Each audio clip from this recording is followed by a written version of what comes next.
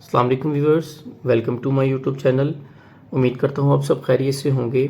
आज हम chapter number 10 के एक्सरसाइज के जो MCQs है वो सॉल्व करने जा रहे हैं। तो आप अगर हमारे चैनल पर न्यू हैं तो चैनल को लाइक और सब्सक्राइब ज़रूर कीजिएगा ताकि हर आने वाली वीडियो आप तक बर वक्त पहुँच सके। तो बढ़ते हैं पहले MCQs की तरफ। MCQs जो सा है ना, मैं आपको थोड़ा सा MCQs के बारे में कॉन्सेप्ट भी दूंगा ताकि आप उसको आपके ज़हन नशी रहे। कॉन्सेप्ट के साथ MCQs के आंसर आपको जो सा वो पता हो। तो सबसे पहले MCQs है, कहता है which gas are responsible for green house effect. इनमें से कौन सी ऐसी गैस है जो ग्रीन हाउस इफेक्ट का बाइस है। तो ग्रीन हाउस इफेक्ट वाले ग्लोबल वार्मिंग वाले हमने जो सा वो टॉपिक में 3 ग्रीन हाउस गैसेस जो के बारे में पढ़ा था। Carbon dioxide, CO2, methane natural gas जो घरों में इस्तेमाल करते हैं, CH4 जिसका फार्मूला है, वाटर वेपर्स जो पानी के बुखारात हैं। तो इसमें 2 गैसेस हमारे पास, ऑप्शन सी इसका करेक्ट आंसर है। 2 जो गैसेस का जिक्र किया गया है, CO2 कार्बन डाइऑक्साइड और CH4 मीथेन गैस, ये ग्रीन हाउस इफेक्ट का बाहिस बनती है। ठीक है, अगर इनकी क्वांटिटी, इनकी अमाउंट हमारे एटमॉस्फेयर में ज़्यादा हो जाए तो ये act as a green house effect करती है। ठीक है, ऑप्शन सी इसका करेक्ट आंसर है। सेकंड हमारे पास है, indicate the source of sulphur which is responsible for the presence of oxide of sulphur in atmosphere. इनमें से कौन सा ऐसा सोर्स है जो कि हमारे एटमॉस्फेयर में ऑक्साइड ऑफ सल्फर की इमिशन का बाइस बनता है। ठीक है, यानी कि इसमें कौन सा ऐसा ऑप्शन ठीक है जिसकी वजह से हमारी जो सल्फर है वो हमारे एटमॉस्फेयर में आती है ऑक्साइड ऑफ सल्फर की फॉर्म में। तो ऑप्शन डी इसका करेक्ट आंसर है। जब हम फॉसल फ्यूल को जलाते हैं जिसके अंदर जो हमारे पास पेट्रोलियम आता है, कोल आता है, गैस आता है, जब हम इन फॉसल फ्यूल को जलाते हैं तो इसके नतीजे में हमारे पास जो सल्फ़र है वो हमारे एटमॉस्फेयर में रिलीज़ होती है in the form of sulphur. ठीक है, वो सल्फ़र डाइऑक्साइड की फॉर्म में भी होगी और सल्फ़र ट्राइऑक्साइड की फॉर्म में भी होगी जो कि एसिड रेन का बाइस बनेगी। थर्ड MCQs है, कहता है concentration of which gas in the atmosphere is decreased by the photosynthesis in plant. कि जो प्लांट्स में फोटोसिंथेसिस होती है उसके नतीजे में कौन सी गैस है हमारे एटमॉस्फेयर में इनमें से जो कि डिक्रीज, जिसकी क्वांटिटी कम हो जाती है एटमॉस्फेयर से। तो ये मेरे पास ना, मैंने फोटोसिंथेसिस एक इक्वेशन लिखी है जो प्लांट फोटोसिंथेसिस के ज़रिए ग्लूकोज बनाता है। प्लांट क्या ऑब्जॉर्व करता है? कार्बन डाइऑक्साइड ऑब्जॉर्व करता है in the presence of water, जो रूट से वो ऑब्जॉर्व करता है। सनलाइट की प्रेजेंस में वो क्या बनाता है? हमारे पास ग्लूकोज बनाता है।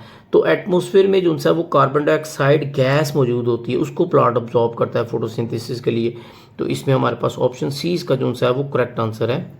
चौथा MCQs कहता है which substance remain unaffected in catalytic converter fix in the exhaust of automobile. कि इन गैसेस में से कौन सी गैस है जो अनइफेक्टेड रहती है कैटालिटिक कन्वर्टर में। ठीक है, तो इसमें हमारे पास जो कार्बन डाइऑक्साइड है, जब फॉसल फ्यूल जलते हैं, पेट्रोलियम ऑयल गैस जलता है तो कार्बन डाइऑक्साइड रिलीज होती है। ठीक है, लेकिन ये जो 3 गैसेस हैं, कार्बन मोनोऑक्साइड, नाइट्रोजन डाइऑक्साइड या NO जो है गैस है हमारे पास, ये पोल्यूशन काज करती है। ठीक है, तो इस वजह से हम कहते हैं कि इनके लिए हम कैटालिटिक कन्वर्टर में इनको लेस टॉक्सिक फॉर्म में कन्वर्ट करते हैं। तो कार्बन डाइऑक्साइड जो सी है वो कैटालिटिक कन्वर्टर में अनइफेक्टेड रहती है। ठीक है, ये बनती है ऐसे रिलीज हो जाती है, ये किसी और गैस में कन्वर्ट नहीं होती। ऑप्शन ए करेक्ट आंसर है। पांचवा है, कहता है people of which age group are most affected by the air pollution.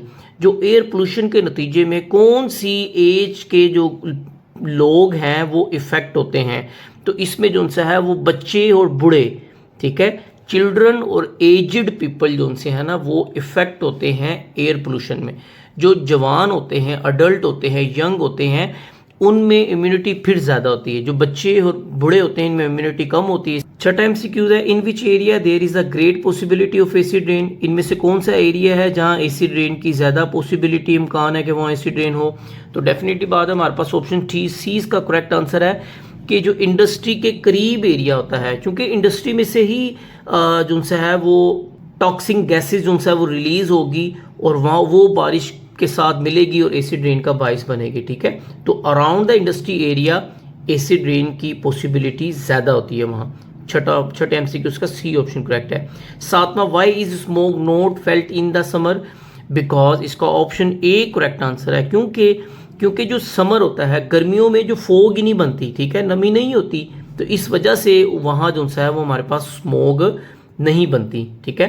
तो ये ऑप्शन ए इसका करेक्ट आंसर है। 8वां है which catalyst is use in catalytic converter fixed in the exhaust system of automobile, कि जो ऑटोमोबाइल के exhaust system में हम कैटालिटिक कन्वर्टर इस्तेमाल करते हैं, जो हमारे पास टॉक्सिक गैसेस को लेस टॉक्सिक फॉर्म में कन्वर्ट करता है, उसमें कौन सा कैटालिस्ट इस्तेमाल करते हैं? ऑप्शन सी इसका जो है वो करेक्ट आंसर है, प्लाटिनम जो है वो कैटालिस्ट हम इस्तेमाल करते हैं कैटालिटिक कन्वर्टर में। 9th MCQ है which component are essential for the formation of photochemical smoke, इसमें से कौन से ऐसे कंपोनेंट है जो फोटोकेमिकल स्मोक बनने के लिए ज़रूरी होते हैं, एसेंशियल होते हैं? तो इसमें हम देखें तो ऑप्शन बी इसका करेक्ट आंसर है कि nitrogen dioxide, volatile organic compound, जो पेट्रोल ईथर जो ऑर्गेनिक कंपाउंड होते हैं जो कि बुखारात में कन्वर्ट हो जाते हैं इजीली अगर थोड़ा सा टेम्परेचर उनको मिले, और सनलाइट, ये तीनों चीज़ें मिलकर फोटोकेमिकल स्मोग के लिए ज़रूरी है, ठीक है, ये तीनों चीज़ें ज़रूरी है। तो ये हमारे पास ऑप्शन बी इसका करेक्ट आंसर है। लास्ट हमारे पास MCQs है which gas contribute toward the formation of acid rain, इनमें से कौन सी गैस है जो एसिड रेन का बाइस बनती है?